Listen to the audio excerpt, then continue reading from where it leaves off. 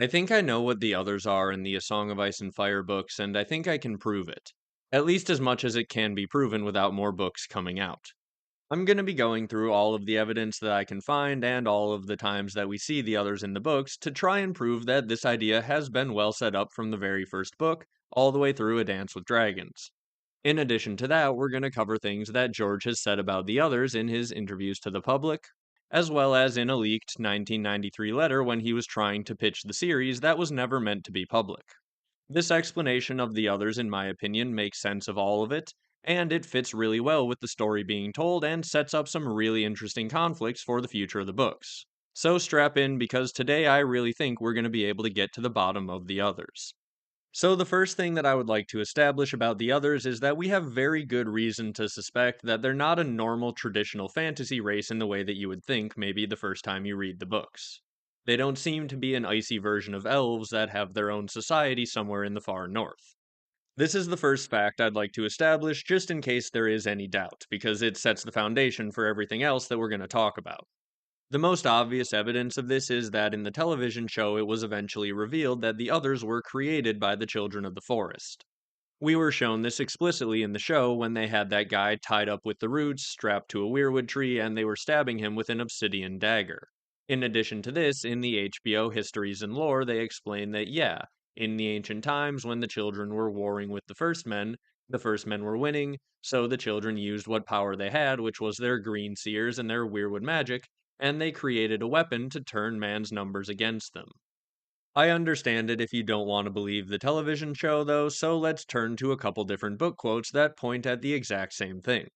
Firstly, there's a time when Asha Greyjoy is thinking back to a story she heard growing up about how the children of the forest were warring with the first men, and they turned the trees into warriors. That sounds pretty directly like what's said in the HBO Histories and Lore. In addition to that, there's the time when Sam actually kills another, and he gets back to the wall and they're joking about it, saying, "Are you sure you killed another, and not some child Snow Knight?" If the others were truly created by the children of the forest, then calling them some child Snow Knight is definitely George just having a little bit of fun with this line. Those two lines on their own definitely don't make a strong enough case to say that the others were created by the children, but when they combine with what we were shown in the television show, I think they make a really strong case. So the evidence is really starting to pile up towards the others being some sort of created race, rather than like a naturally occurring one like, say, icy elves or dwarves, as I mentioned earlier. In case you still aren't fully sold, though, I think there's a quote by George R. R. Martin that pretty much slams this debate shut. George has said the following two things about the others. The others are not dead. They are strange, beautiful, think, oh, the she made of ice, something like that. A different sort of life. Inhuman, elegant, dangerous. Then later on, he says, we'll learn more about their history, certainly, but I don't know about culture. I don't know if they have a culture. So to me, that pretty much slams the door shut because you can never imagine George R. R. Martin suggesting a fantasy race doesn't have a culture. Like dwarves have a culture, elves have a culture, children of the forest have a culture, heck, the Skagosi have a culture. Any living group of beings that's normal life the way you would expect would have a culture. But as George also just told us, the others are not normal life. They are some sort of other form of life that I would assume he has well set up in his books by now because, well, he's written 5 books, he's had plenty of time to plant the seeds for the magic form of life that the others actually are. But at the same time, there's some different form of life that doesn't have a culture and is inhuman, dangerous, and elegant. So that's what we're looking for. Another form of life that's well set up in the books that is somewhat like an icy version of the she. So now we should probably figure out what exactly the she are that George is talking about. The short version of it is that they're a part of Gaelic folklore and they are similar to elves or fairies, but they're like ethereal beings that are sort of the spirits of the ancestors or nature, and they come from burial mounds or the hollow hills. Which we can already see one similarity that the she are supposedly said to live in the hollow hills because that's where the children of the forest also live. And the children of the forest are, of course, super connected to nature. They worship the Weirwoods and the old gods. All of this nature spirit, burial mound, spirit of the dead stuff is very present in the north and with the old gods. You can also see further connection to the Weirwoods with this Sidhe comparison because the Sidhe are supposedly nature spirits who are very defensive of their home, whether it's a particular area of the woods or even just one special tree. If you try to damage it or get near their homes, apparently this will cause them to retaliate. So, nature or ancestor spirits that are maybe connected to a special tree and come from the Hollow Hills, the Sidhe are already sounding quite a bit like the others. So, you can sort of see why George made this comparison. There's even legends of the Sidhe stealing children and replacing them with changelings, which also fits in with the story of Grumpkins, who can supposedly do the same thing. The Northern Old Ways lore is full of stories that resemble the Sidhe. Another story that specifically resembles the Sidhe is the story of the Night's Queen. There are many different names for different types of Sidhe that all do slightly different things. Banshee actually comes from one of these types of Sidhe. But the one that's relevant for the story of the Night Queen is called the Lianan Sidhe or the Lover Sidhe. This is basically a fairy who comes out of the forest for whatever reason to seduce you, and if you give in to them, they control you, but if you can resist them, you control them. This very much fits with the story that old Nan tells of the Night King who meets this icy woman, and when he gave his seed to her, he gave her his soul as well. So we'll move on from the Sidhe for now, but do keep in mind that that's what George chose to compare the others to, and he said that they're a different form of life, inhuman, as well as saying they do have a history, but not necessarily a culture. So we're looking for a magically created form of life established in these books that matches that description. Let's start at the beginning of the books and just take a look at some of the examples of powerful magic users to see if we start to get any clues. The first example of a magic user that I think we get is the Magi Miri Mazdur. At the very least, she's the one who's doing magic in front of our eyes in the first book. Miri learned a lot of what she knows over in Asshai by the Shadowlands. And the first magic that we see her attempt to do is the spell she does with Khal Drogo, where she says that only death can pay for life, and then she goes into the tent and starts singing and dancing with a bunch of shadows. It's also worth noting that she says these shadows are the dead, and that the grave casts long shadows. This definitely does sound a lot like ancestor spirits or barrow spirits to me, but we'll keep going. We also do, of course, see a lot of magic going on when Daenerys' dragons were born, and we get Mirri Maz Dur singing in the pyre as she burns. She also did mention at one point that she learned Moonsinger birthing songs in Asshai, so maybe she is singing a birthing song and doing some magic to raise these dragons from the stone eggs. That's an entire tangent that I've talked about in other videos, and maybe one day will just be its own video, but just to keep this video on the rails because it's already going to be long enough, we're going to slightly gloss over the birthing of the dragons, but yeah, just keep in mind that some sort of magic similar to what we're talking about here could have been used in the life creation of those dragons. Specifically, looking back at the idea of Moonsinger birthing songs learned in Asshai, by the end of this video may hit harder with a bit more context. But I'm getting ahead of myself, let's just keep going and looking through these examples of magic users that we have in the books. The next two magic users that we're introduced to come in A Clash of Kings, and they're Quaithe and Melisandre, both notably Shadowbinders from Asshai. So again, magic, seemingly in the first two books, is being established as being done with shadows, and only death being able to pay for life also seems to imply that life energy and spirits on some level are being used to do this magic. Some of you may realize where I'm now going with this when I bring up Melisandre. Because of all the people who have done magic in front of our very eyes on the screen, I'd say she's probably in the lead. Her birthing of a shadow baby is one of the most magical things that we've ever seen up close, and I think it's the key to understanding the others. I think that the others are a product of shadow magic, and I think once you look at them that way and you read the books and all the times that they appear, it actually becomes fairly clear that that's what they are.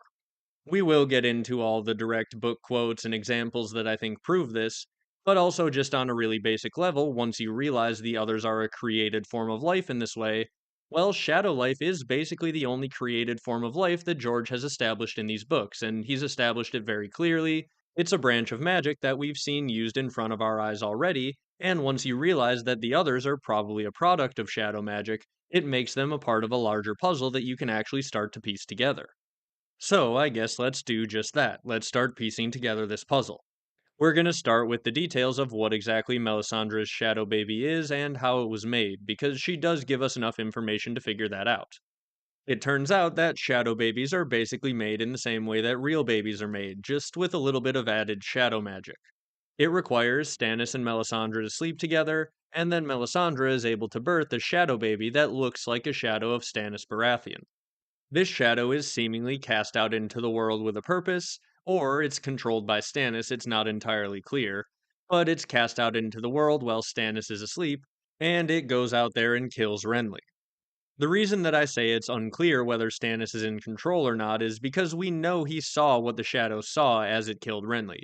He talks about how he dreams about it still, and he describes the inside of the room with accurate detail. In one form or another, Stannis was in that room when Renly was killed.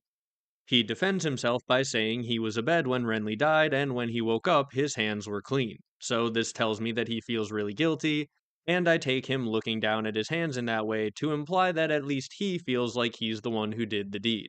So, in my opinion, there's a few ways you can take this.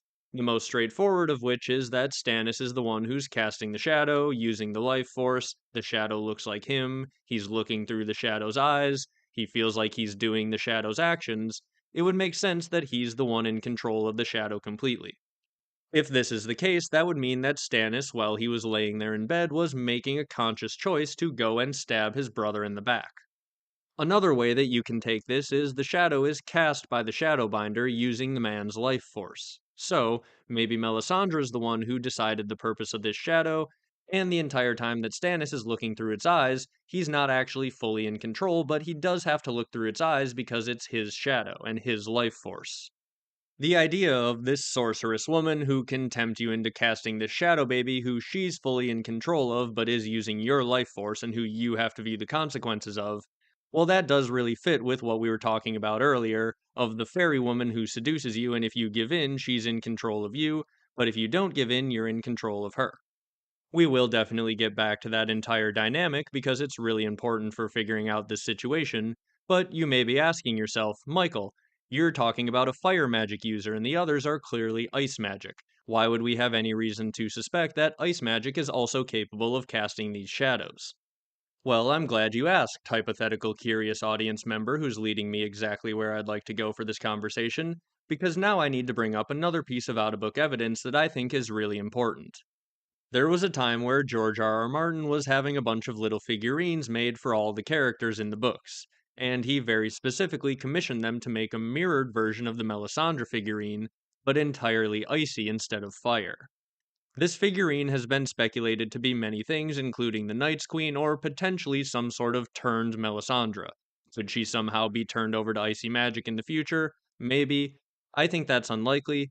I think it's much more likely that this is a figurine of the Night's Queen, and that she's actually a very relevant character in the books, much more so than we've probably expected in the past.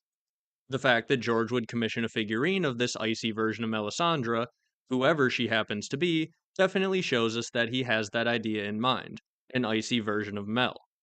So we have very direct confirmation, in my opinion, that George R. R. Martin has an icy version of Melisandre in mind for some reason. What that is remains to be seen.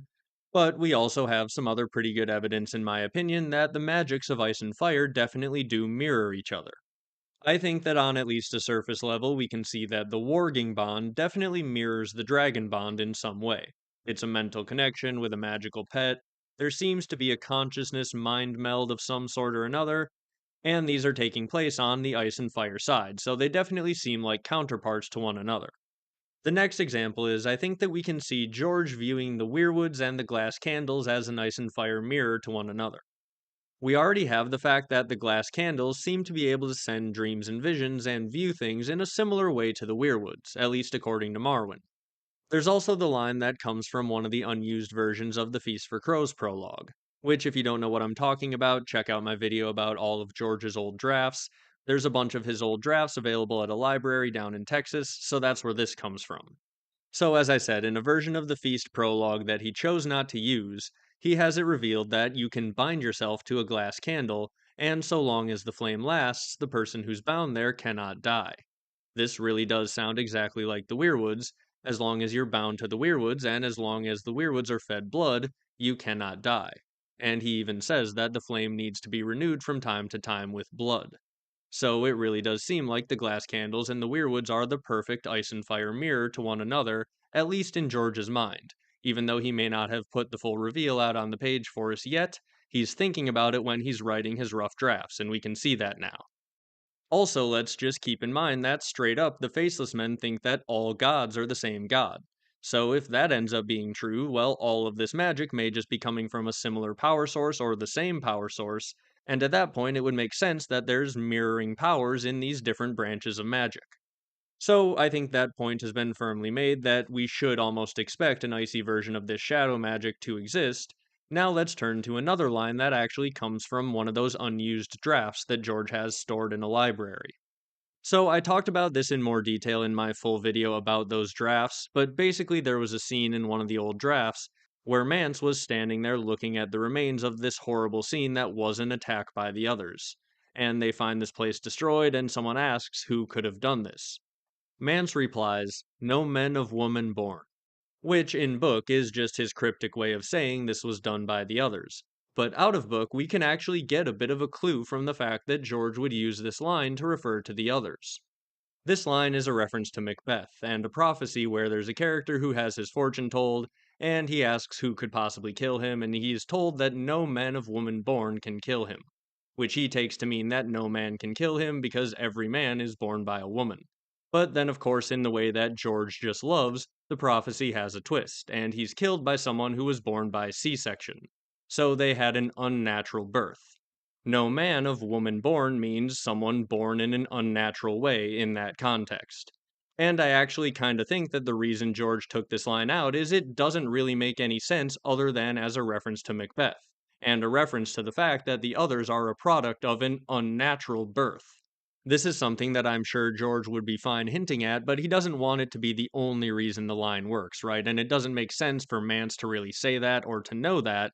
The only level on which that line works is that it's giving a little clue as to what the others are, referencing an outside work, but in world it's just too clunky and therefore it probably had to go. So I think now we've established that we have good reason to suspect that there's going to be shadow magic on the icy side as well as the fire side.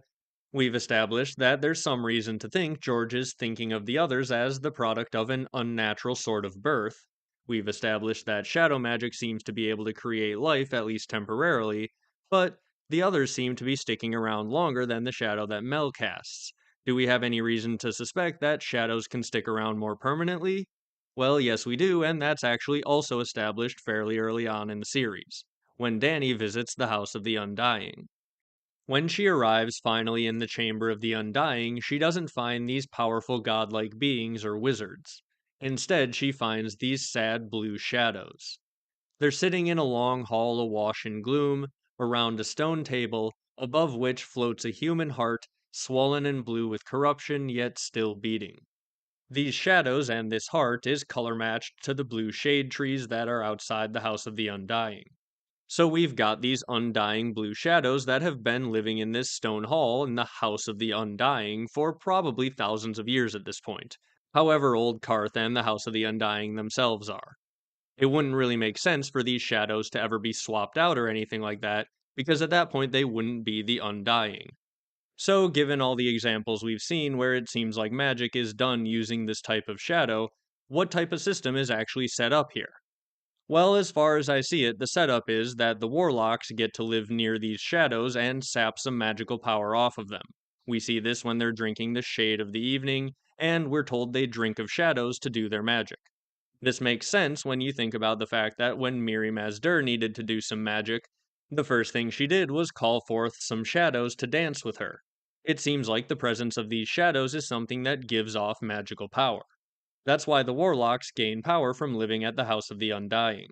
And so, what the shadows are getting in return is the warlocks maintain a house for them to live in for eternity, and the warlocks, for doing this, get the reward of getting to sap a bit of power off. But then that raises a question of okay, well, when Stannis' shadow was cast, he had to be off somewhere asleep. Is there a body to all of these ancient undying shadows that is somewhere asleep? I think that the answer to this is yes, and this is something that we could have never solved when you're first reading the books and reading about the House of the Undying, but given what we see in Dance with Dragons, I think it's pretty clear where those bodies are.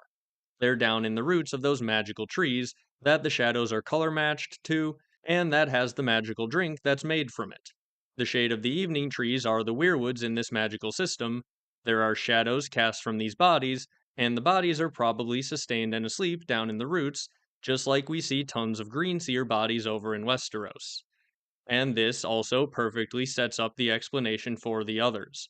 They are shadow babies cast with these immortal green seers who are forever asleep down in the Weirwood roots, meaning their consciousnesses can forever be out in these icy shadows that they cast a long time ago.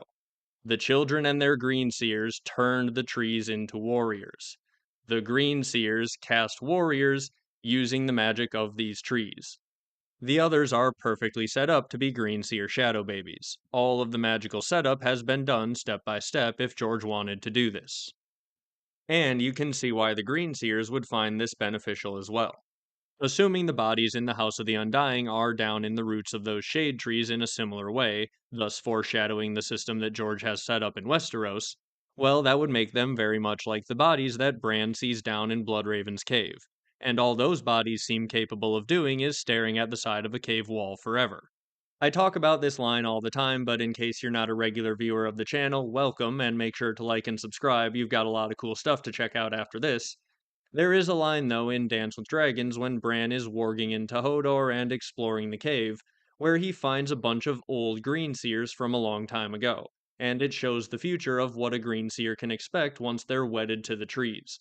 Their body will be immortal and stuck down in the roots forever, but they're not going to be able to move or do anything. So mentally, they have to have their mind able to go somewhere else. We assume they can mentally warg into ravens and things like that as well, but without that ability to leave the cave and leave your body, it would be a terrible existence. So it makes complete sense as to why the Green Seers would want to cast shadows. When their body is so weak that they can no longer do anything, they strap themselves into the roots, they cast out a shadow to put their consciousness in, and then they can be out there acting out in the world, while their body is nice and safe down in the roots. This is just like Stannis casting a shadow out into the world, so that he can go kill Renly or Courtney Penrose, all while his body is safely asleep in bed. It's the same use of shadows, Stannis is just doing it on a much more temporary scale, but we see it on the permanent scale in the House of the Undying. I think that the others are Green Seer cast shadow babies, cast with an icy version of this shadow magic, and they're out there forever because the bodies are asleep forever down in the roots. To me, that all just makes complete sense. And once again, just like with the icy version of Melisandre, not only does it make sense to me, but I can prove that this is on George's mind as well. This is the part of the video that does contain some spoilers for Elden Ring, but that game is old enough by the time this video comes out that hopefully if you're worried about it, you already played it. If you take a look at what he did in Elden Ring, you have this exact same situation set up. Marika the Eternal is a godlike being in Elden Ring, and you can probably guess by the name the Eternal she's also immortal. She actually is also strapped into a giant magical world tree, just like these green seers are, and just like the bodies in the House of the Undying may be. And guess what she needs to do because her body is stuck strapped to the big magical tree? That's right, she needs to cast a shadow. She needs to split her consciousness off into a different portion of her that is her shadow, that can be out in the world with a physical body, interacting and enacting her will, all while her body is magically sustained safely inside the tree. This is all world building coming directly from the mind of George R.R. Martin, and it's lining up directly with all of the stuff that I've been speculating about A Song of Ice and Fire. I pieced this together from the clues in A Song of Ice and Fire before I had looked into Elden Ring at all. But now that I've seen what George is doing with this exact same setup in Elden Ring, it really feels like it's driving home the point that yeah, George is thinking about this in a similar way. A body strapped into a tree, which needs to cast a shadow out into the world. It feels like it lines up with the magic George has established. It feels like it lines up with what George has said in interviews. It lines up really well with how George handles a very similar situation in a different property. But now I'd like to actually look at the examples of the others as we see them in the books and see if that tracks with everything that I've just said. So the natural place to start is at the beginning, the first time we actually see the others, which happens to be the first chapter, the prologue of Game of Thrones. So pay attention to how the others are described the first time they're actually seen. Down below, the lordling called out suddenly, "Who goes there?" Will heard uncertainty in the challenge. He stopped climbing. He listened. He watched. The woods gave answer. The rustle of leaves, the icy rush of a stream, a distant hoot of a snow owl. The others made no sound. Will saw movement from the corner of his eye, pale shapes gliding through the wood. He turned his head, glimpsed a white shadow in the darkness, then it was gone. Branches stirred gently in the wind, scratching at one another with wooden fingers. Will opened his mouth to call down a warning, and the words seemed to freeze in his throat. Perhaps he was wrong. Perhaps it had only been a bird, a reflection on the snow, some trick of the moonlight. What had Will seen after all? "Will, where are you?" Sir Waymar called up. "Can you see anything?" He was turning in a slow circle, suddenly wary, his sword in his hand. He must have felt them, as Will felt them. There was nothing to see. "Answer me! Why is it so cold?" It was cold. Shivering, Will clung more tightly to his perch, his face pressed hard against the trunk of the sentinel. He could feel the sweet sticky sap on his cheek. A shadow emerged from the dark of the wood. It stood in front of Royce. Tall it was, and gaunt, and hard as old bones, with flesh as pale as milk. Its armor seemed to change color as it moved. Here it was white as new-fallen snow, there black as shadow, everywhere dappled with the deep gray-green of the trees. The patterns ran like moonlight on water with every step it took. It really feels to me like there's too much good foreshadowing in this chapter for it to all be coincidence. So let me break it down for you. So, first of all, we have the very obvious thing that the first time the others are referenced, they are called a white shadow. That's the first thing that he sees, a white shadow. Then he thinks perhaps it's just a trick of the moonlight, which is something that I'll get into a little bit later, but I think there is a moon connection with the Weirwoods and the others. They're all color matched to the moon. The other's blade is described as alive with moonlight, and things that are color matched to the moon are often described as alive with light. It's something that I think will make more sense by the end of the video, but just keep it in mind all the moonlight connections in this chapter as well. The quick version of it for now is basically I think there is reason to think that shadow magic is done using the moon as sort of a power source. It's speculative, but I'll get into the details later. But if you think about this line this way, it's really interesting. So let's imagine when writing the prologue, George has this idea in mind of green seers who are linked up to the trees and to ravens and to wolves, and they're using this icy moon magic to cast shadows. Well, when the woods give answer, it's the rustle of leaves, the icy rush of a stream, and the distant hoot of an owl. So a tree, ice, and a bird. Then, when Will thinks, perhaps it had only been a bird, a reflection on the snow, some trick of the moonlight. So once again, when he sees another, the thing that he thinks it could be instead is a bird, the snow, or moonlight. So once again, these things are basically the recipe for the others on some level. If the others are cast as shadow babies and shadow magic is on some level channeled through the moons, then the others are literally just a trick of the moonlight, as well as a bird, as well as made of snow. George is having a lot of fun here. So I do just want to also quickly mention, for those of you who may not be sold on this moon connection, I will talk about it a little more later and give some more evidence for it, but in addition to that, I don't necessarily think it has to be important. It might end up being important, or it might not be. Sort of like how you can always ask where the magic comes from, right? Like in Lord of the Rings. The ring is incredibly powerful. Why? Well, it gets its magic from Sauron. Why? Well, he's a magical godlike being. Why? Well, okay, eventually the magic just has to come from somewhere, right? And if you look into Tolkien, you can maybe find the answer that he had in his mind for what was going on.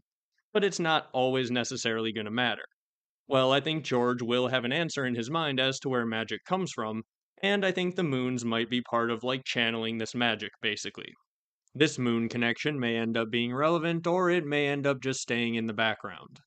And yes, I did say moons there, as in plural. Stay tuned for the end of the video and you'll know why. Doing a little foreshadowing of my own there. But in any case, yeah, I really do feel like George is giving us the shadow magic recipe for the others in the prologue. The recipe is these green seers who are mentally linked to trees and to birds, who are using this icy moon to cast shadow magic.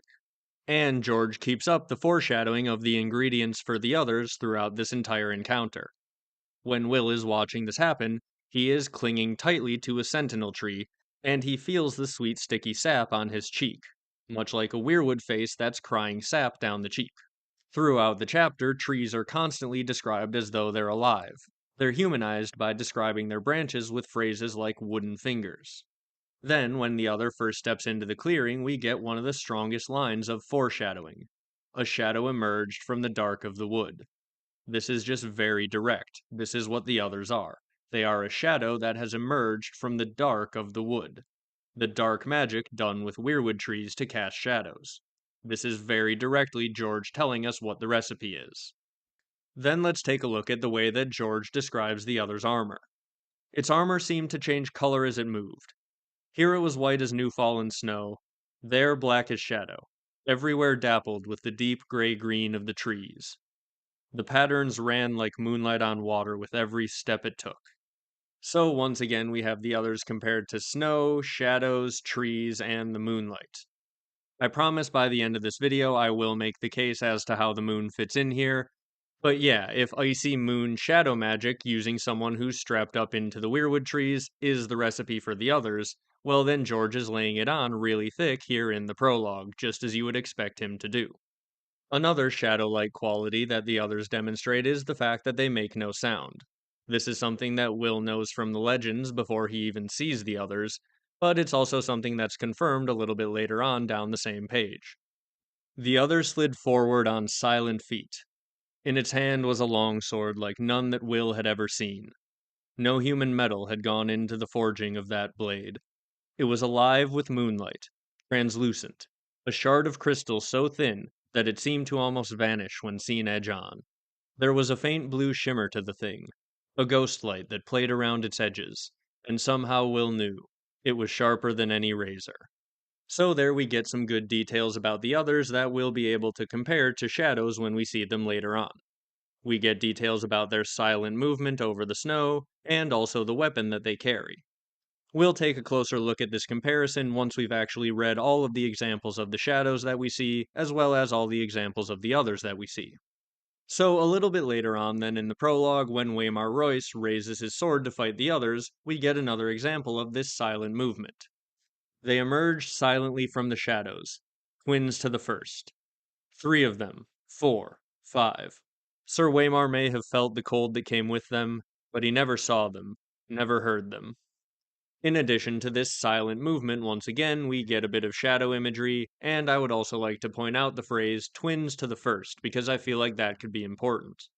A bit later on, as they're fighting, we get another hint about the nature of the others, when they say something in a language that Will doesn't understand, and their voice sounds like the cracking of ice on a winter lake. The fact that the others have a language at all, I feel like may have been a thing that's thrown people off from viewing them as shadow babies. It certainly does make them seem like they would be their own type of fantasy race with their own culture if they have their own language. But we again have that quote from George R. R. Martin where he's not sure they have a culture. So what's going on here? Well, that language that sounds like the cracking of ice on a winter lake, that isn't actually the other's own language. That's probably the Children of the Forest language. The Children of the Forest are said to speak the true tongue, and it's supposed to sound like just a bunch of nature sounds. And there's only been one human who's ever been able to supposedly learn that language. That was Bran the Builder. I think that when taken in combination with everything that we've seen so far, the fact that the others are using this language may give us a hint more as to who cast these shadows than it does about them being like their complete own fantasy race with their own culture and everything else, because again, we have George's input on that already. We'll definitely get more into the discussion of this language when we're trying to figure out who exactly cast the others, but as I said, it definitely seems like a tie to the Children of the Forest or Bran the Builder, at least on some level, and at least with these others that we see in the prologue. It's not a guarantee that the same source has cast every single other, but that's a whole big tangent and something that we'll have to talk about later on. I think now we've seen enough examples from the prologue and we've got a good idea of what the others physically look like. Let's take a look at the times we see those shadow babies to compare. The first time is in Renly's tent looking at things from Catelyn's point of view as Renly is killed. "I beg you in the name of the mother," Catelyn began, when a sudden gust of wind flung open the door of the tent. She thought she glimpsed movement, but when she turned her head it was only the king's shadow, shifting against the silken walls.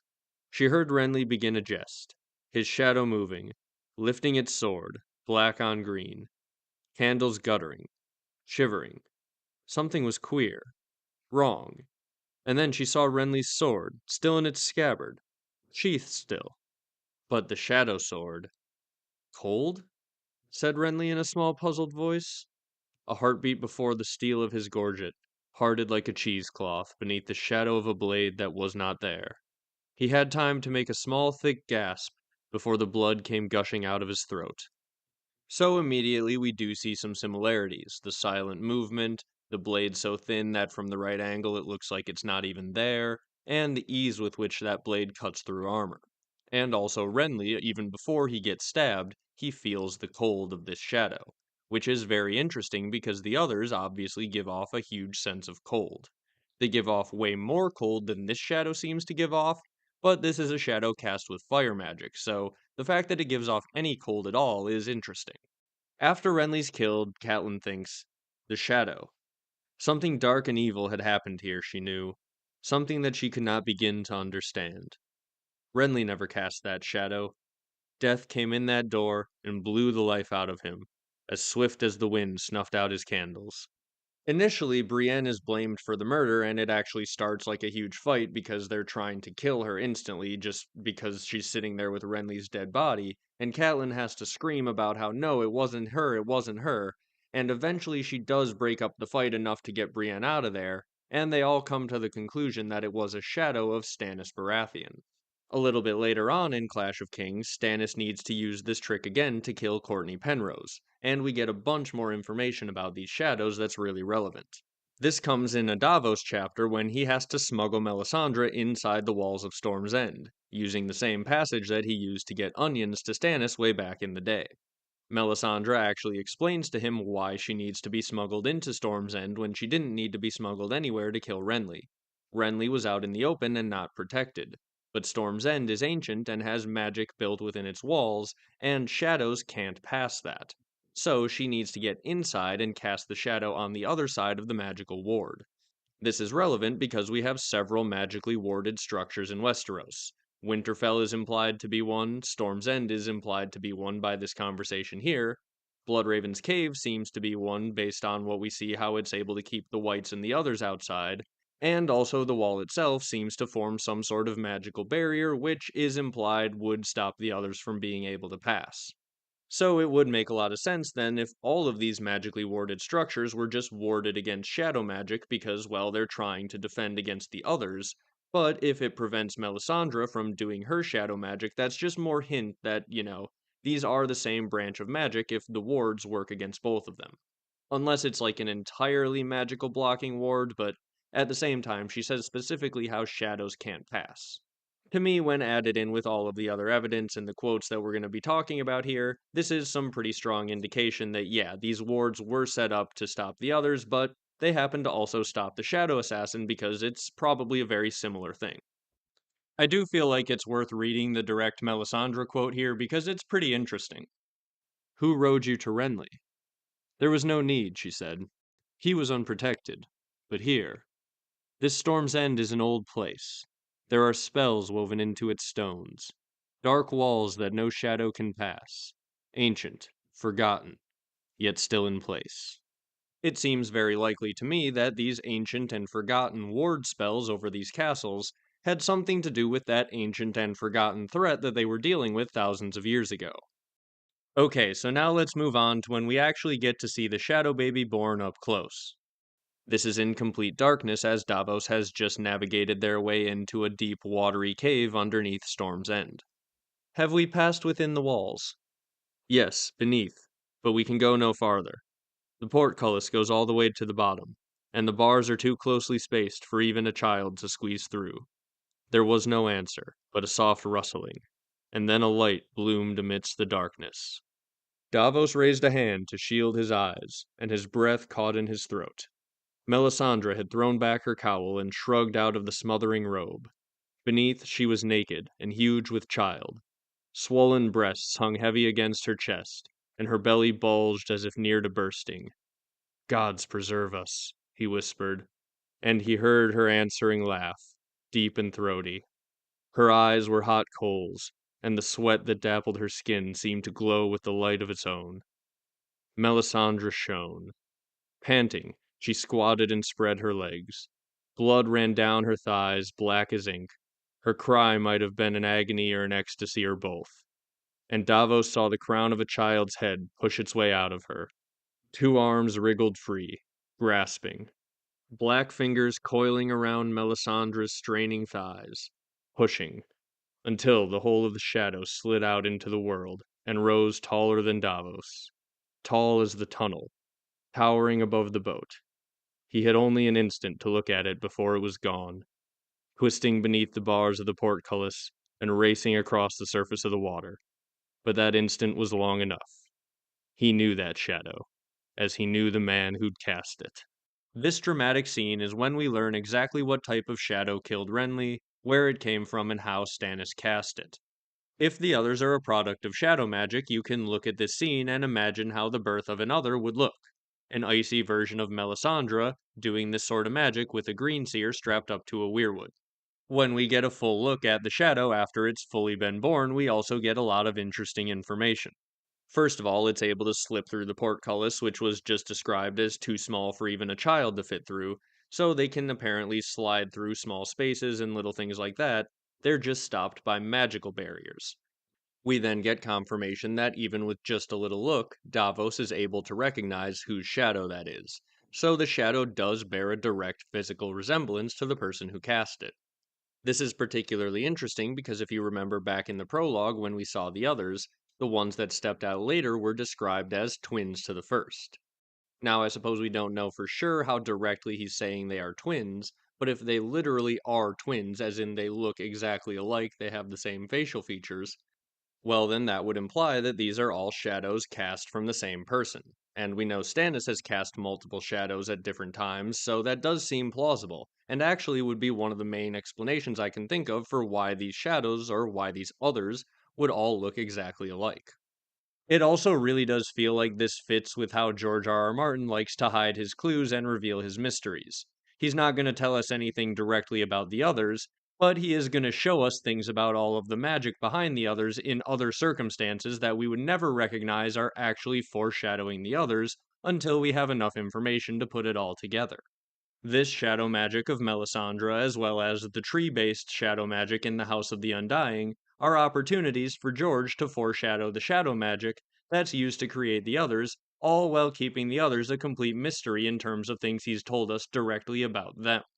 The next clue that we get from this passage is, after the Stannis shadow slips through the bars that it's not supposed to be able to fit through, it runs across the surface of the water, which is very reminiscent to how the others run across the surface of the snow without ever breaking the crust of the snow, which is exactly how it's described in the next scene we're going to get to, where we get another heads-on glimpse of the others. This comes in Samwell 1, A Storm of Swords, after they're retreating from the Fist of the First Men. Gren, Sam, and a few others have been separated off from the group, and they think that they're alone out there with just the one torch. That torch will burn out soon, he thought, and we are all alone, without food or friends or fire. But that was wrong. They weren't alone at all. The lower branches of the great green sentinel shed their burden of snow with a soft, wet plop. Gren spun, thrusting out his torch. Who goes there? A horse's head emerged from the darkness. Sam felt a moment's relief, until he saw the horse. Hoarfrost covered it like a sheen of frozen sweat, and a nest of stiff black entrails dragged from its open belly.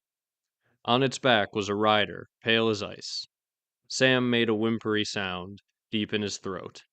He was so scared he might have pissed himself all over again, but the cold was in him, a cold so savage his bladder felt frozen solid. The other slid gracefully from the saddle, to stand upon the snow. Sword slim it was, and milky white. Its armor rippled and shifted as it moved, and its feet did not break the crust of the new fallen snow.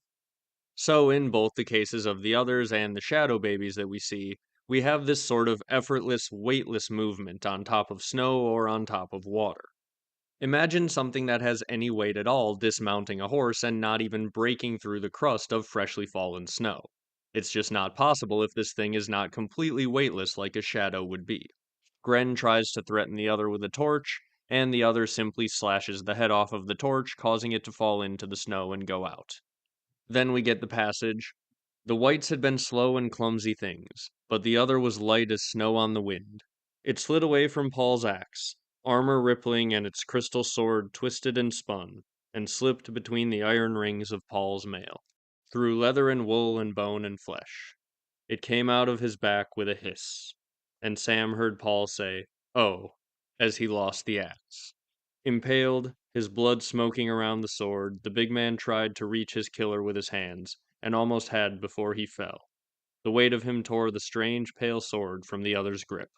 So it's this moment that gives Sam the opportunity to go and stab the other in the back with his dragon glass dagger. He's basically running with his eyes closed, pretty much just falling into the thing, and this is what it says. He heard a crack, like the sound ice makes when it breaks beneath a man's foot, and then a screech so shrill and sharp that he went staggering backward with his hands over his muffled ears and fell hard on his arse. When he opened his eyes, the other's armor was running down its legs in rivulets, as pale blue blood hissed and steamed around the dragon glass dagger in its throat. It reached down with two bone-white hands to pull out the knife, but where its fingers touched the obsidian, they smoked. Sam rolled onto his side, eyes wide as the other shrank and puddled, dissolving away. In 20 heartbeats, its flesh was gone, swirling away in a fine white mist. Beneath were bones like milk glass, pale and shiny, and they were melting too. Finally, only the dragon glass dagger remained, wreathed in steam as if it were alive and sweating. Gren bent to scoop it up and flung it down again at once. Mother, that's cold. Obsidian. Sam struggled to his knees. Dragon glass. They call it dragon glass. Dragon glass. He giggled and cried and doubled over to heave his courage onto the snow. Gren pulled Sam to his feet, checked small Paul for a pulse and closed his eyes, then snatched up the dagger again. This time he was able to hold it. So some really interesting stuff there. When you stab another with the correct weapon, it will just turn into mist, and even just reaching back to touch the weapon is able to burn its fingers. So it really is like a point of contact situation when you have the right magical weapon. We'll get a lot into what we just learned about the physical description of the other and how exactly it melted and what I think that all means when we talk about what I think is going on when these shadow babies are cast magically, but I'm just going to have you put a pin in that for now. I do also, though, want to point out that they close small Paul's eyes, and they say nothing about the other's magical, like super thin crystal sword still being stuck in him, so that to me sort of implies that the sword also dissolved when the other dissolved. So if they were both made of the same sort of thing, they seem to have dissolved together. Because otherwise you would assume they would want to take one of these other's magical swords back to, like, study it, see what kind of weapons they're fighting against, but there's no mention of any of that. I would imagine it's because the sword is just gone. Anyway, though, the main point of all of the quotes that we just read was to demonstrate that, yeah, when we're first introduced to the others, they're described as shadows, and when we see them acting out in the world, they're acting like the shadow babies that Melisandre births, at least very similar, with some minor differences. Now it's time to draw your attention to a clue that, with all this context we just discussed, really sorta smacks you in the face. Let's look at the actual names that the others are called in the series, because it's usually not the others. The times it is just the others often come from people south of the wall who've never seen them or don't believe in them. But people who have seen them often call them other things. Even if they call them the others, it's often alongside other names for them. There's actually a decent list of other names that they're called throughout the books, and many times it's some variation of shadows. The white shadows, the cold shadows, sometimes the cold gods or the cold ones, sometimes just the shadows, sometimes shadows with teeth. All of these things are how the others are described by people who actually see them. Even the name White Walkers is actually short for something else, which we find out as a little bit of information from Sam. He remembers the stories of the White Walkers of the Wood. This actually also comes from Samwell 1, A Storm of Swords. The horn blew thrice long. 3 long blasts means others. The White Walkers of the Wood. The cold shadows. The monsters of the tales that made him squeak and tremble as a boy. Riding their giant ice spiders hungry for blood. So the White Walkers is short for White Walkers of the Wood. So when you really take stock of the names that George actually calls the others, all of them besides the others are giving us a hint as to what they actually are. The White Walkers of the Wood links them to the trees. Most of the other names for them are references to them being shadows, or ice magic. Also, when you keep in mind the she comparison that George made himself, some of these other names do track really well.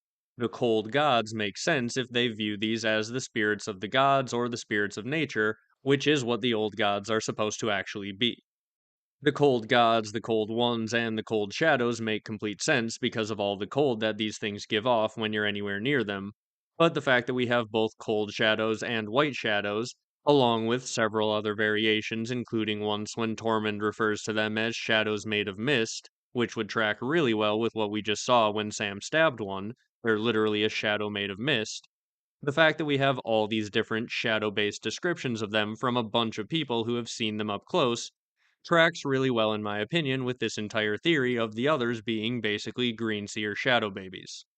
We know there had to be some foreshadowing and some setup for what the others actually are that George has slid under our noses the entire time. And I really do think this angle I'm presenting today is it. All of the setup with shadow magic and these references to the others as shadows, and the physical description of them being so shadow like is all perfectly setting up this big reveal.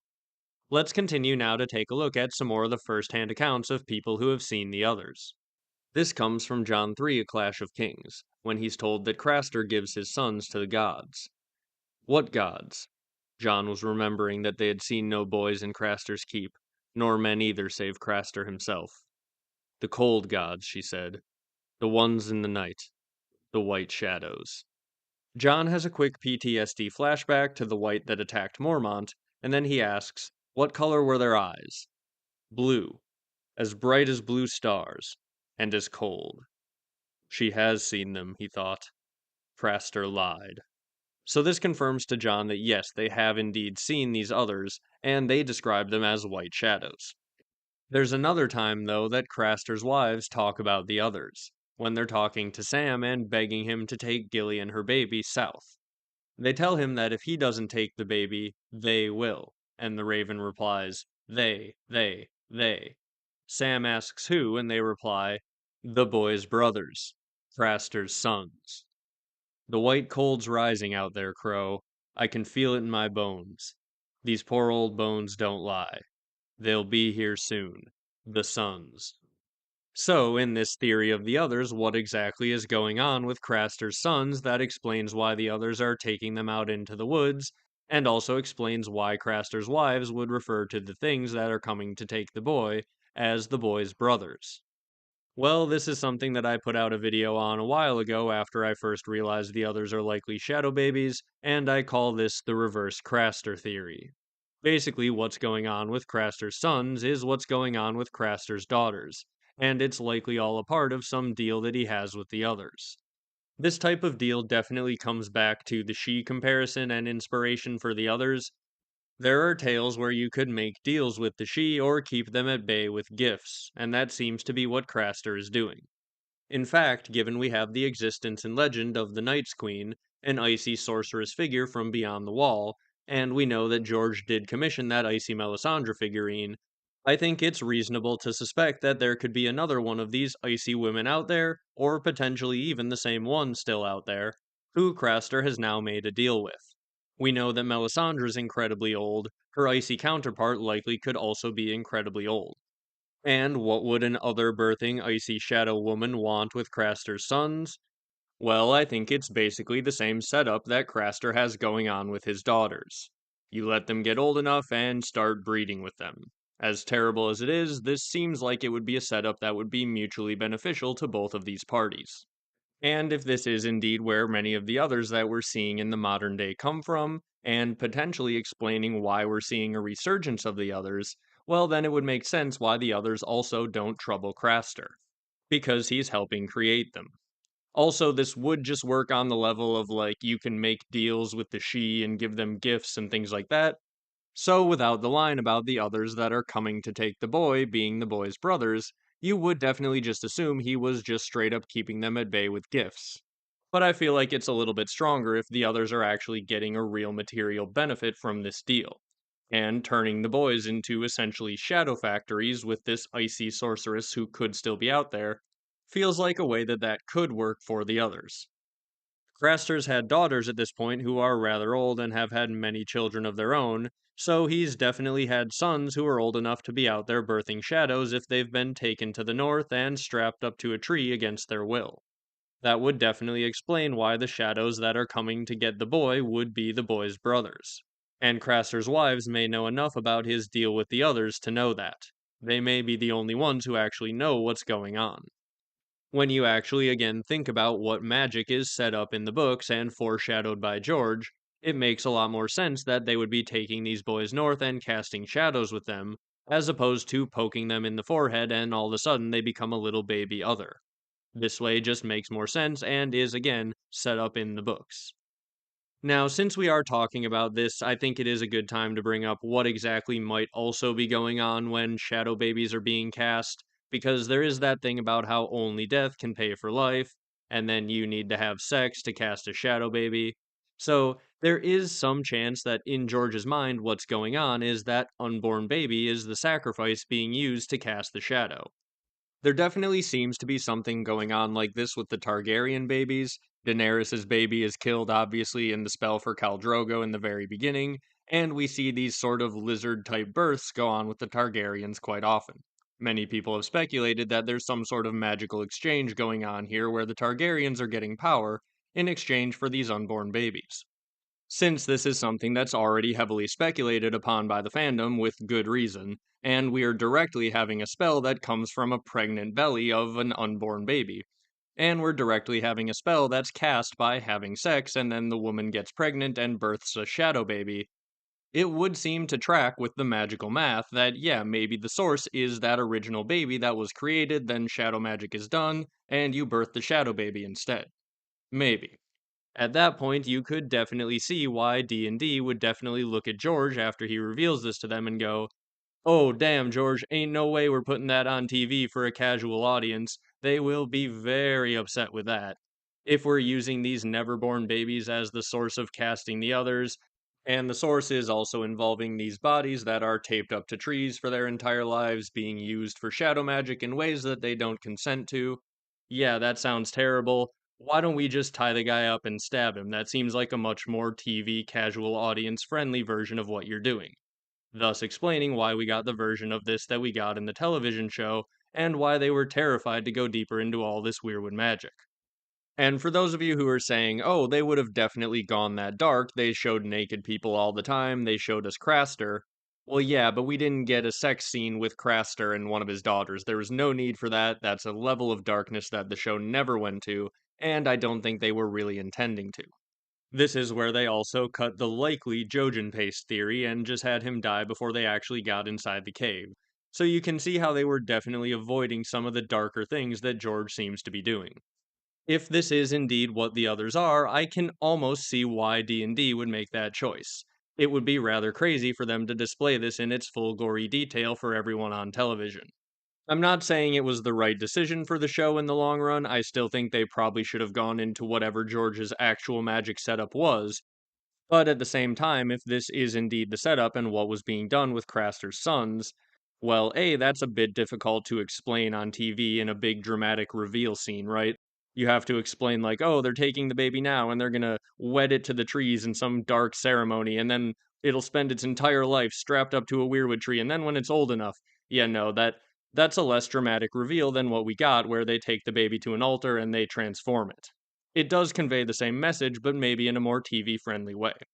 Also, while we're bringing up the idea of these never-born babies potentially being an ingredient in the shadow recipe that casts the others, I think it is time to bring up some of the language that George used in a 1993 pitch letter when he was trying to sell the series. He says, "The greatest danger of all, however, comes from the north, the icy wastes beyond the wall where the half-forgotten demons out of legend, the inhuman others, raise cold legions of the undead and the neverborn, and prepare to ride down on the winds of winter to extinguish everything that we would call life." Now, I don't think that George would be giving out too many unnecessary details about the others in a pitch letter like this. Things like their true motivations and things like that might be something he keeps closer to his chest. Let's say maybe they're more complicated or something like that. He's probably still just going to mention how they're the evil big bad in a pitch letter because it keeps things simple. Keeping that in mind, and keeping in mind that the plot has changed a ton from this original pitch letter, the main thing that I'd like to point out here is the use of the term neverborn when describing the other's armies. Fans have been speculating about this letter in all sorts of ways ever since it was released, but one of the phrases that is often ignored is the term neverborn, because what the heck does that mean? Well, my speculation, thinking about it this way, is maybe Neverborn was George's original name for what we now call shadow babies as a fandom. If they are indeed cast using these Neverborn babies, but they're casting a shadow that is your consciousness projected, and possibly controlled by the woman who cast it, well then, that would sort of make sense as a name for them, and if they're sending armies of whites and the Neverborn, well, that's what we see, the armies of the whites and these shadows. Maybe that's what George is talking about. It does make them sound like they're different from the others in this pitch letter, but at the same time, maybe in George's mind, the others are the bodies that are casting the shadows, and the shadows themselves are the Neverborn. It's at least something that would make some sense. Keep in mind, I'm not suggesting that the others are shadows because of the phrase Neverborn being used. I'm more suggesting this as a theory for the explanation of the phrase Neverborn, which has never really made sense to me. As I said, I think it could be neatly tied up if George's name in his head for what we now call shadow babies was Neverborn. Again, I wouldn't want to hang too much of the theory on just the 1993 pitch letter, but as I said, I do find it interesting how the clues to the others having this sort of shadow existence have really been there from the very first prologue chapter, as well as all the way through the rest of the books, and also in things that George has said outside of book in interviews and in pitch letters that weren't even meant to be public, and also even the thing that we brought up in the draft that was never meant to be public. Everywhere I look to try and find hints as to what the others could be or what could be on George's mind when regarding the others, it all works really well with this theory and this view of the others. If the theory's correct, it should at least be possible to line up with the things that George has said, and I think this theory is. Now, the next thing I'd like to do is take a look at another story of a first hand account with the others, and this one comes from late in the books rather than early, and it proves that George is still thinking of them along these same lines. I also think it gives us some interesting new information about the others. This comes from a first hand account of Tormund, who I think we can agree is a reliable witness. This is actually what Jon is relying on when he's basically asking for a scouting report as he and Tormund allow the wildlings through the wall. Jon says, "Tell me of our foe. I would know all there is to know of the others." The wildling rubbed his mouth. "Not here," he mumbled. "Not this side of your wall." The old man glanced uneasily toward the trees in their white mantles. "They're never far, you know. They won't come out by day. Not when that old sun's shining.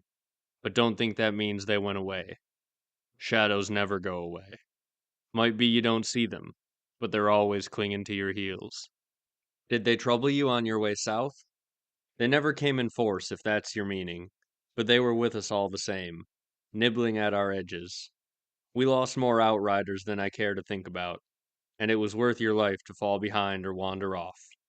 Every nightfall we'd ring our camps with fire. They don't like fire much, and no mistake. But when the snows came, though, snow and sleet and freezing rain, it's bloody hard to find dry wood or get your kindling lit. And the cold. Some nights our fires just seem to shrivel up and die. Nights like that you always find some dead come the morning, lest they find you first. The night that Tormund, my boy, he..."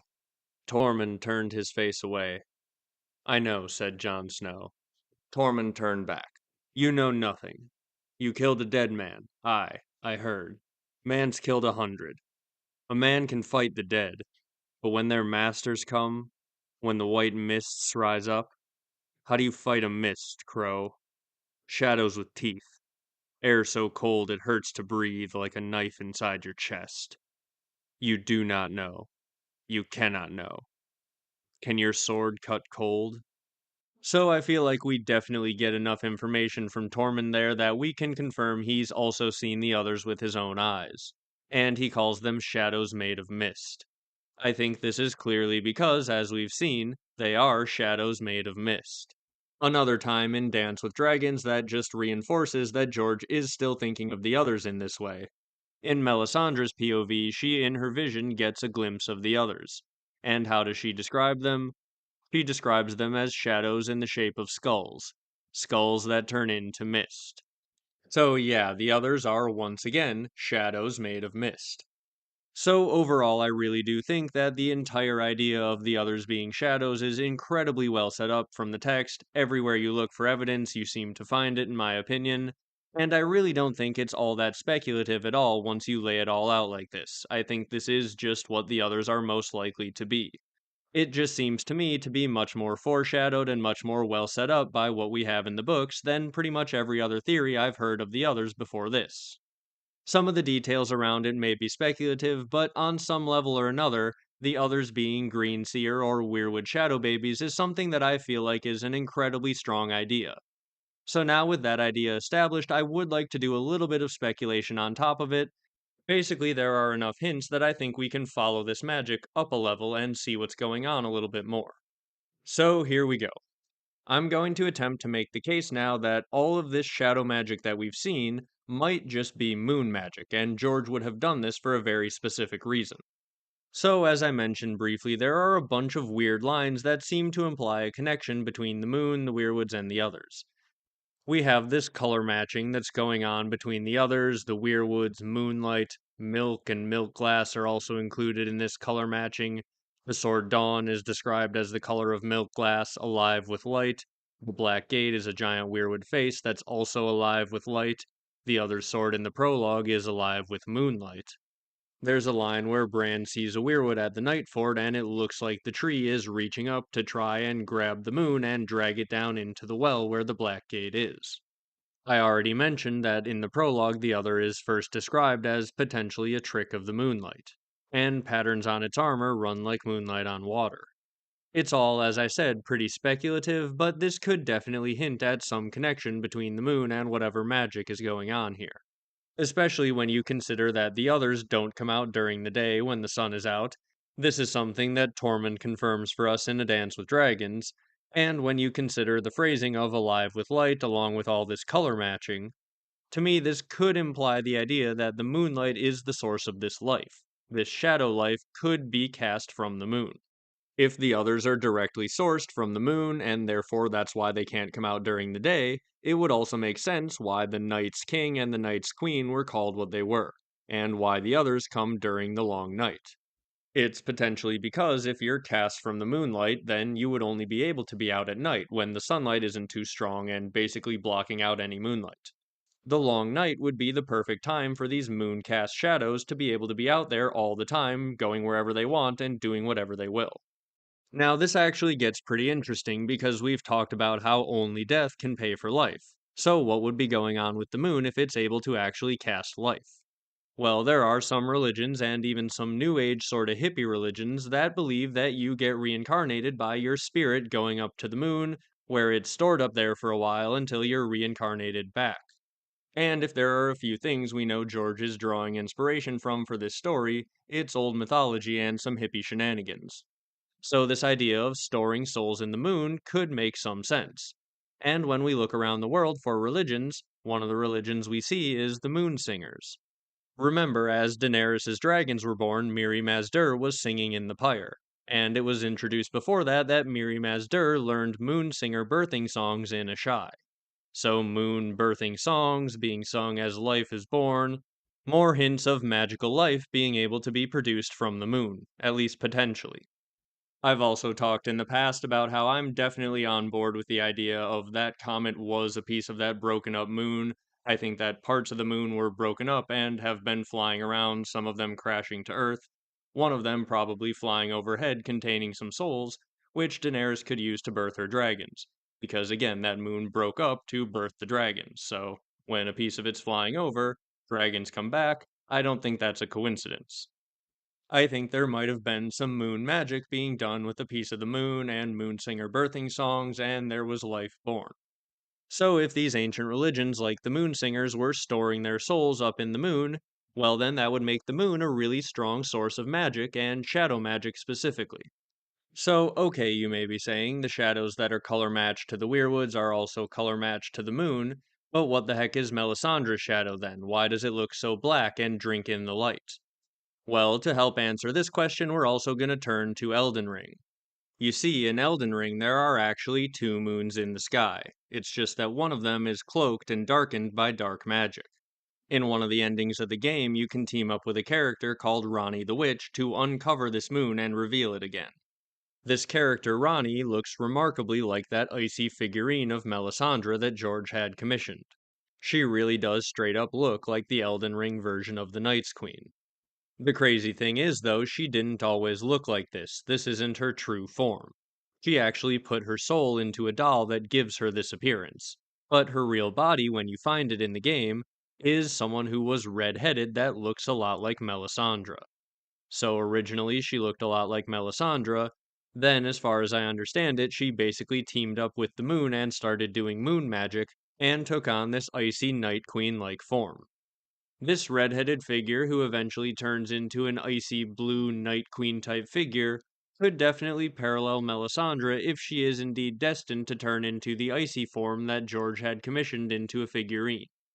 If I were to bet on it though, I'd say it's actually a slightly less direct parallel. Ranni is definitely really similar to the Night's Queen and Melisandre, but I think the reason for that is probably, if anything, just because all three of them are using moon magic.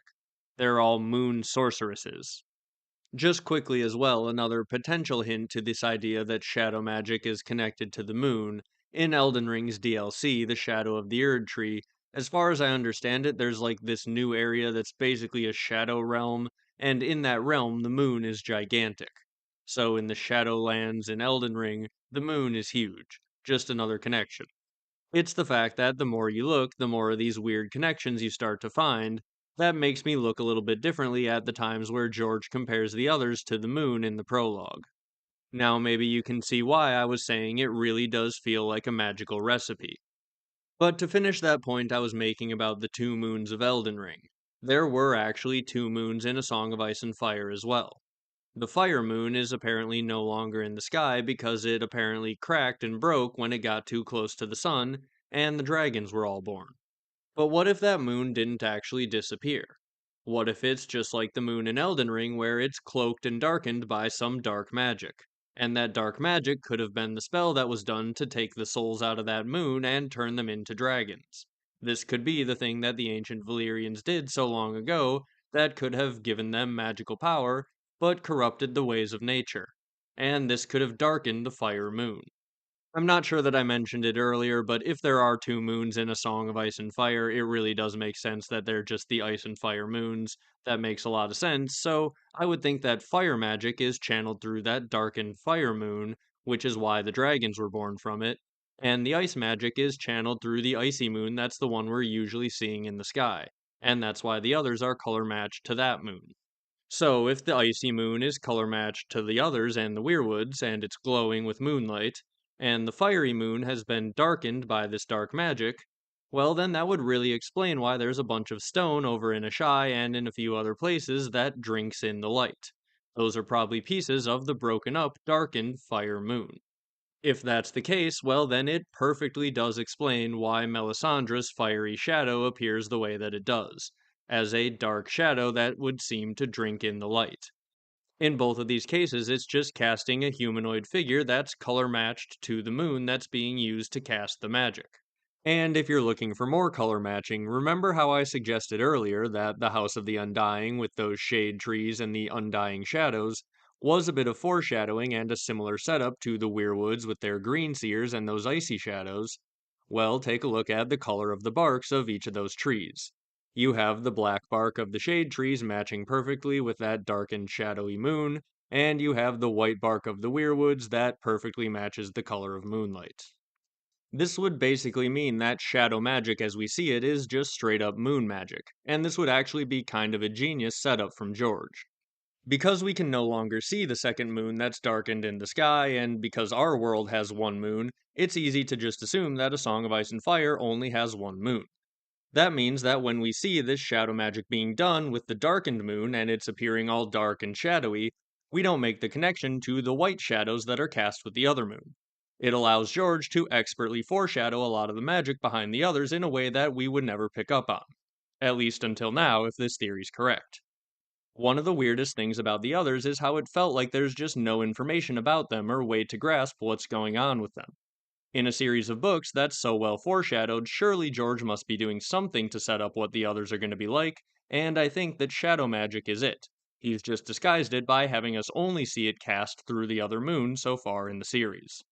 I may not be able to prove that part of the theory as strongly as the part where the others are shadow babies, but at the same time, I really feel like there's enough evidence that it's well set up. Given the process you need to go through to cast a shadow baby, it would seem likely that the cost of this spell could be a never-born child, and potentially a soul from stored within the moon, or potentially within the Weirwoods, which is another point that I feel like I need to bring up. If you're storing souls in the moon, and now the old ways store souls in the Weirwoods, and the Weirwoods are connected to the moon, well, that just really makes sense then, doesn't it? Going into the Weirwoods when you die and going into the moon when you die could just be the same thing. The way I sort of look at it, the moons are like the central satellite that's beaming out the magical signal, and on Earth, the Weirwoods work as sort of an antenna network to pick up and amplify that magical signal. And the dark stone that drinks in the light probably works as the fire moon's sort of antennas as well, which is why near the Shadowlands in Asshai, the magic is incredibly strong, because you're near a lot of these fiery moon antennas that drink in the light. That's basically what Asshai is entirely built out of.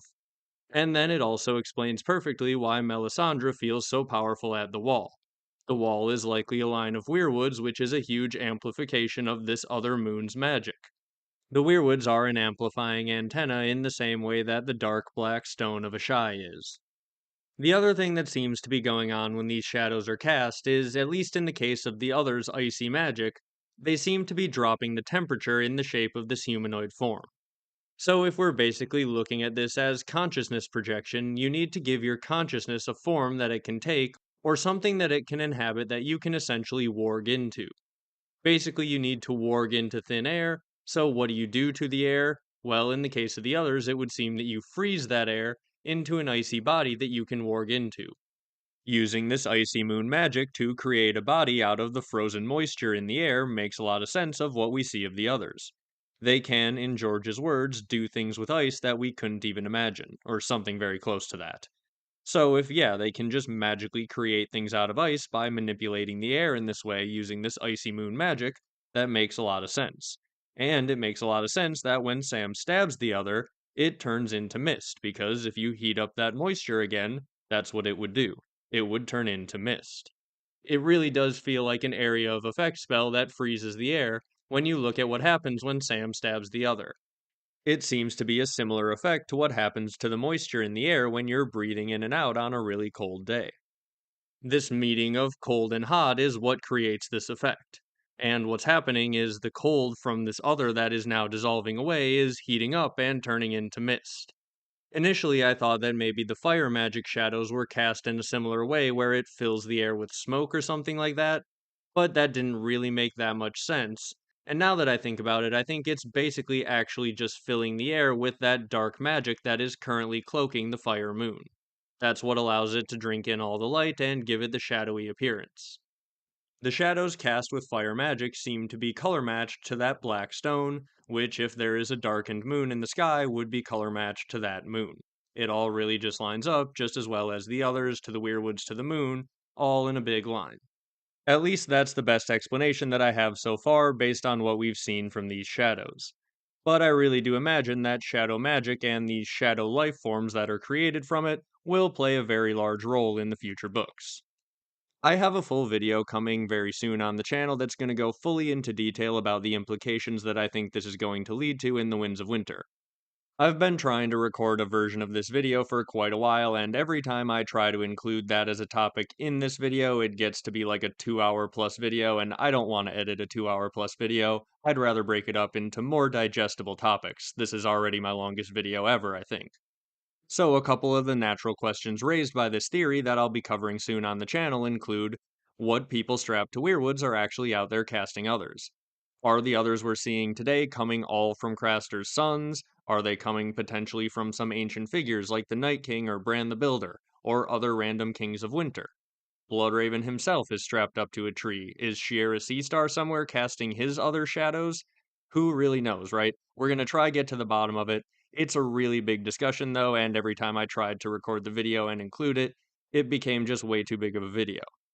We've definitely touched on several of the candidates throughout this video who would be capable of doing this. Bran the Builder, potentially, if he was working with the Children of the Forest around the time of the First Long Night, he could have cast some others. The Children of the Forest definitely seem to have cast others at some point.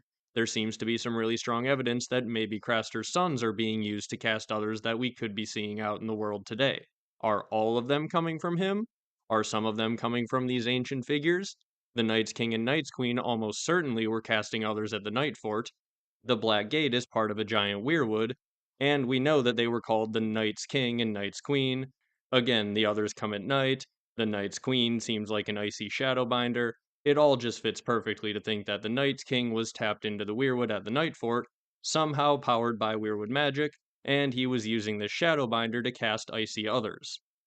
It seems like there was many people casting others throughout history. The big question is which others are actually still around and the ones that we're going to have to deal with. This is something that, as I said, we will be getting into soon. So, okay, before this video is done and this idea can be complete, I do have to explain how exactly we're going to learn about this in the next book and how it's going to be paid off, because it's, in my opinion, incredibly well set up, and there's a line I've been sort of waiting to drop on you like a ton of bricks. But first, I do want to once again draw that through line to prove that this idea has been there from the beginning, it's still there in the end of A Dance with Dragons, and it's being set up to be there in The Winds of Winter. So, let me remind you again what we can expect to see from one of the most likely scenarios to have produced some others: the story of the Night's King. So you have the Night's King, who's a Lord Commander of the Night's Watch. This Night's Queen is, at this point, most likely to not actually be an other, but she's probably a wildling woman who has shadow binding powers powered by the icy moon magic. Basically, an icy Melisandre, she matches that description perfectly, and Melisandre is not literally like the others. She's someone who could cast shadows, but she's not a shadow herself. The Night's King and Night's Queen then were at the Night Fort, where we know there's a giant, magically powerful weirwood. Melisandre tells us how magically powerful she feels at the wall, and even specifically thinks such shadows that she brings forth here would be terrible, and no creature of the dark could stand before them. So yeah, Melisandre feels like the shadows she would cast specifically at the wall would be more powerful than ever.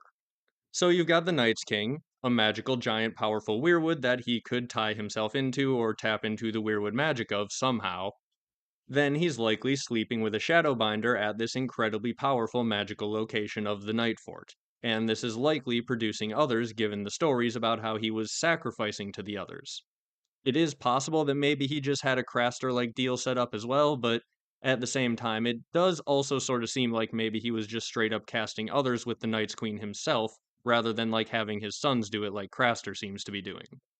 So, okay, basically it seems to be, though, the general idea is a wildling shadow-binding woman is sleeping with the Lord Commander of the Night's Watch at the Night Fort, and he's probably sort of powered by weirwood magic at the time that he's casting the shadows. Well, what do we have on the very first page of Bran 1? Old Nan told a story about how during the long night, wildling women would lay with the others. The details are just a little bit mixed up, as these stories would be after thousands of years, but this is basically one of the first, if not the first, Old Nan story that we get. If you count all of this paragraph as one story, it's the first story. If you count the different details as different stories, it's one of the first few stories. But are you really going to doubt one of Old Nan's first stories on literally page 1, when she talks about how there is wildling women laying with the others in the long night? Taken in context with everything else, this is definitely Old Nan giving us a hint that yeah, there is this sexual magic going on to create the others. Are you really going to sit there and seriously make a case against a page 1 Old Nan story with this much contextual backing behind it? I'm not. If you want to, be my guest. But I think Old Nan is right about this one. Especially if, as we brought up at the beginning, maybe even now, George was thinking of the others as the bodies that cast the shadows and the shadows as the neverborn. That would mean directly that yeah, someone was sleeping with the others and casting the shadows during the long night. Just to drive home that point, let's just read the whole half of that paragraph.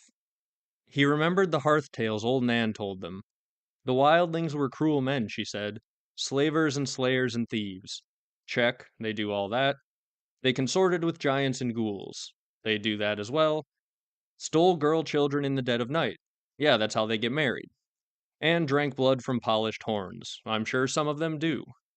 The woman lay with the others in the long night to sire terrible half-human children. If everything we've been talking about today is correct, I think Old Nan is a perfect 100% correct with all of these page 1 stories. So if you are really against this theory of the others, don't take it up with me, take it up with Old Nan. And the crazy part about all this setup is that Melisandre is going off to the Night Fort, likely in the Winds of Winter. They're specifically renovating it for her and all of Stannis' people to go to. We know that Melisandre's thinking about casting shadows at the wall, she talked about it in her own POV inside her head, so it's a really good thing that Stannis is far away, because if she were to actually cast shadows at the Night Fort, she might accidentally birth another, especially if she were to cast those shadows with someone who was somehow connected with Weirwood magic. Good thing there's no one like that, huh? Oh wait, it's Jon. He's definitely about to be resurrected with some form of Weirwood magic, and Melisandre has already talked about trying to make a shadow baby with him. Let me read for you the passage now that I think has some of the craziest implications for the Winds of Winter. As we said, Melisandre is already thinking about trying to cast shadows at the wall, and this is what she says to Jon Snow after she sits down next to Ghost and seems to weirdly charm him somehow magically. Jon let out a white breath. He's not always so warm? Warmth calls to warmth, Jon Snow. Her eyes were two red stars shining in the dark. At her throat, her ruby gleamed, a third eye, glowing brighter than the others. Jon had seen Ghost's eyes blazing red the same way, when they caught the light just right. Ghost, he called, to me. The direwolf looked at him as if he were a stranger. Jon frowned in disbelief. That's queer. You think so? She knelt and scratched Ghost behind his ear. Your wall is a queer place, but there is power here if you will use it. Power in you, and in this beast. You resist it. That is your mistake. Embrace it. Use it. I am not a wolf, he thought. And how would I do that? I can show you. Melisandre draped one slender arm over Ghost, and the direwolf licked her face. The Lord of Light in his wisdom made us male and female, two parts of a greater whole. In our joining there is power. Power to make life, power to make light, power to cast shadows. Shadows. The world seemed darker when he said it. Every man who walks on the earth casts a shadow on the world. Some are thin and weak, others long and dark. You should look behind you, Lord Snow. The moon has kissed you, and etched your shadow upon the ice 20 feet tall. Jon glanced over his shoulder. The shadow was there, just as she said, etched in moonlight against the wall. So, a few things about that passage, but number one, it seems incredibly well set up that Jon and Melisandre, once he's resurrected and they're at the Night Fort, they may cast some shadows. Melisandre has specifically been telling Jon, you are not using all the power that's available to you, and it's going to come back to bite you. And guess what? Jon just got killed. When he comes back, potentially with Ghost's wolf spirit merged in him, and he'll be much more wolfish and impulsive, and remember, Ghost was just licking Melisandre's face as she gave this pitch. Yeah, it really seems set up that Jon Snow is about to embrace whatever power is available to him to get whatever he needs done. And the power available to him currently is going to be a Shadowbinder at the Night Fort. So we have a Lord Commander of the Night's Watch at the Night Fort with a Shadowbinder who's likely to embrace whatever power available to him as winter sets in. Yeah, Jon Snow is really well set up to be the next Night King. And this is something that we're going to have to get into an entire video about because it's one of the oldest theories. Like, I remember people talking about Jon Snow's setup as a potential Night King figure basically as long as I've followed theories about these books. But all of those theories have always had a step that's just like question marks, right? It's like Jon Snow at the Night Fort with a sorceress woman, therefore he's kind of like the Night King. And there was always a piece missing. But if what was literally happening was the Night King was casting shadows at the Night Fort, well animated or magically powered by Weirwood magic, that might be exactly what Jon Snow is about to be doing, like 1-to-1. So yeah, this is a setup that could be wild and go in many directions and deserves its own discussion. Another thing that I'll go into full detail about in that Jon is the Night King video, but I really think I do need to bring up a little bit here is, again, in that 1993 pitch letter, One of the weird things that I could never make any sense of was originally George had planned for a rivalry between Jon Snow and Bran. Now, I know that a lot of things have changed about the plot from the time of this pitch letter, and that could just explain this completely away. But I have always felt like Bran's story is one of the things that George actually had planned out far more than a lot of the other things. I think that he is sort of the tree in the middle of George's garden. I'm not saying he's easy to write by any means. George has said he's specifically one of the hardest characters because of how much magic is involved in his story, but at the same time, he was the chapter 1 main character, he ends up being the king at the end. He is the through line that is steady that George is gardening around. Maybe also including Jon Snow and Daenerys in that a little bit, right? Some of the details of Daenerys especially I feel like he is more changing as he goes, but Jon Snow I feel like is probably pretty close to his original trajectory. He's just been chilling at the wall, doing his thing. Bran is definitely in my opinion on his original trajectory because well, no other storylines really interact or affect him, so he's free to just do whatever he wants and whatever he was doing. Whereas all these other storylines are interacting with more southern characters and they're taking weird twists and turns as George gardens. So the point is that it would be a bit weird, in my opinion, if Jon and Bran had this majorly planned conflict that George saw in his outline, and then that just disappeared into nothing, even though nothing should have really thrown off their storylines all that much. Well, if this is what happens in the Winds of Winter, I think that's the roots of the conflict that we could see. We're going to have an old ways powered, wolfish Stark, Jon, who is embracing all this power, casting these weirwood shadows, bringing down the power of winter, potentially to take back Winterfell. In the case of resurrected characters so far, like Lady Stoneheart and Beric Dondarrion, it seems that they just become more obsessive about whatever they were doing as they died. The undead Beric is dedicated to leading the Brotherhood without banners and protecting the small folk of the Riverlands. The undead Catelyn seems to be dedicated to getting revenge for the Red Wedding, which seems to be basically the last thing that she was trying to do before she died. The last thing she does before she dies is kill Jingle Bell Frey. So it would sort of make sense then that a resurrected Jon Snow, who was just focused on trying to gather all his strength to go take back Winterfell, may be magically powered and fully obsessed with doing that. We'll definitely get into the details more on how it could play out in a future video, as I said, but it would be really interesting if Jon Snow, having just been killed after telling everyone he was going to go take Winterfell, instead of being obsessed with the War for the Dawn, is first and foremost obsessed with taking Winterfell when he gets back. In the context of all of this shadow magic that we've been talking about, and him possibly birthing shadows at the Night Fort to use the power available to him, well, that would seem like he might be leading an army of others down on to the north.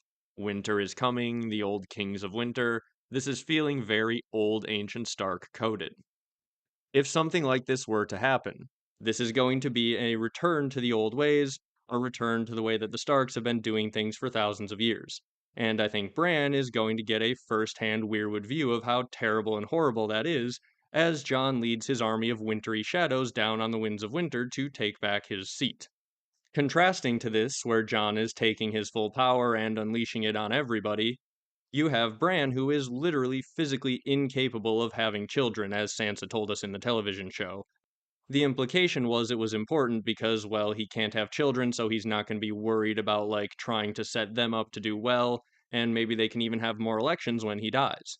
But in the books, it might literally be the difference between him and, say, Bran the Builder from the original age. If Bran the Builder was out there casting others, the new age Bran the Builder is not going to physically even be able to do that. And considering he probably only fell because he was manipulated into climbing by all the crows that are constantly asking for corn, whoever was in control of those crows is probably the one who set Bran up specifically to be unable to cast these shadows, making him a perfect person to tie into the Weirwoods to start the new age, making sure that the new system will look different from the old one. There's also the really interesting foreshadowing of Jon having an early arc about how he would never father any bastards, and you could see his character being pushed to this dark place and becoming more wolfish, and that would be made evidently clear if he's out there fathering an army of shadow bastards to do his will. This could mean that Bran and Jon would come into conflict, because as Daenerys is emulating the old Targaryen fiery conquerors coming over and taking over with fire, Jon will be emulating the old kings of winter, bringing winter down upon the people to take back the north. And Bran might look at both of these things and go, oh man, ice and fire are both causing a lot of damage. They sort of whitewashed the Starks in the television show, and they didn't connect them in with the others at all, but in the books it really does feel like they're set up to be somehow connected as the Kings of Winter. So, if you look at the others this way, it really does make them more like icy dragons, a weapon that can be deployed by those with the power to control them, potentially also leading to situations where you have multiple factions of others fighting each other, as may have been needed to bring about the Pact, or as may have happened in the situation with the Stark of Winterfell fighting the Night King. I think it's clear that the Night King was casting others with the Night's Queen and had shadows on his side. It's more up in the air as to whether or not the Stark of Winterfell would have had others on his side at this point, if you believe that at least a faction of the others were cast out by someone like Bran the Builder or the Old Kings of Winter in order to protect the Stark's interests, stay on the other side of the wall, and that way if people ever stop feeding the Weirwoods blood, the wall's ward stops working, those others come back and put everyone in line. If that's what's going on, maybe if the old kings of winter had an army of these shadows that would come down whenever people stopped listening to them and put things back into order, if the Night King was casting his own army of shadows, this was basically the ancient Stark version of the Dance of the Dragons, where you would have two different factions of Starks fighting it out, both in control of this super powerful magical force that normally cements the throne. It would be really interesting and I think very George R. R. Martin if the South is being completely destroyed because Daenerys loses control of one or two of her dragons, and suddenly there's a dance of the dragons going on, everyone's getting burned, and then meanwhile up in the north, you have Jon Snow taking back Winterfell with others or shadows, and he's fighting against Bran, mimicking the Night King Stark and Winterfell battle, and that's completely destroying the north with Winter and Ice. The Song of Ice and Fire, the end of the age, the birth of the new age, Ragnarok, it's all right there. So yeah, weirdly, for the first time ever, I understand this 1993 pitch letter better than I ever have because I think now the others are shadows. This leads to the idea of the Neverborn making sense, and the idea of a conflict between Jon and Bran making sense because it's incredibly well set up.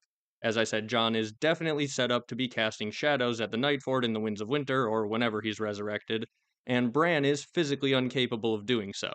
This is definitely an ideological line on which they will be split. It's possible this conflict between Jon and Bran that George imagined is over whether or not to be casting shadows, and it regards whether or not to follow the old ways or do something different, which is obviously one of the big themes that I've been talking about a lot throughout all of my videos. If it is truly Bran's role to abandon the old ways that the Starks used to follow and build new ways, he needs to see firsthand how terrible those old ways can be. And that might be a darker version of Jon's role in the Winds of Winter. George has said this book is going to be very dark. I do, though, think Jon could be redeemed even if he does go down a dark path. I think that could also be part of Bran's role, to redeem his brother by the end. This might actually be another one of those situations where they gave us pieces of the book's ending in the show, but it just felt out of place and weird. The whole weird situation with Bran banishing Jon beyond the wall for seemingly no reason. Yeah, that part I actually think makes a lot of sense in this context. Especially if Jon is animated by this dark old ways Weirwood magic that maybe Bran is going to be trying to keep out of his new world. He may not want to kill Jon because he's his brother and he still loves him on some level, but banishing him north of the wall for everything he's done, and to keep that magical power, or what remains of it, locked away in Jon in the far north, I think that's a very poetic end and would make a lot of sense of what we saw at the end of the show. Jon had that whole part at the end where he was just horribly haunted by all the terrible things that he had done, but basically in the show that was just following Dany and then having to kill Dany.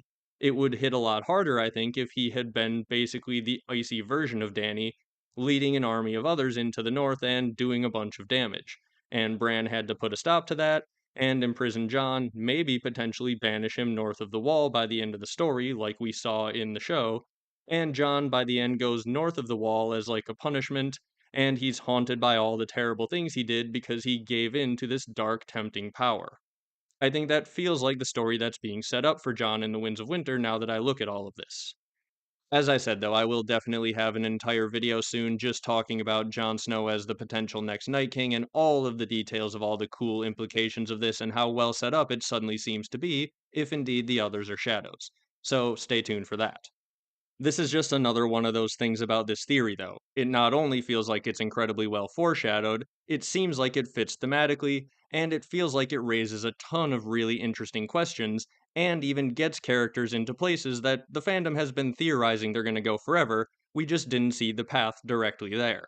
This is the path directly to Jon Snow as the next Night King. So, with things like that in mind, that's just more of the reason that I feel like it's such a strong idea to view the others as shadow babies.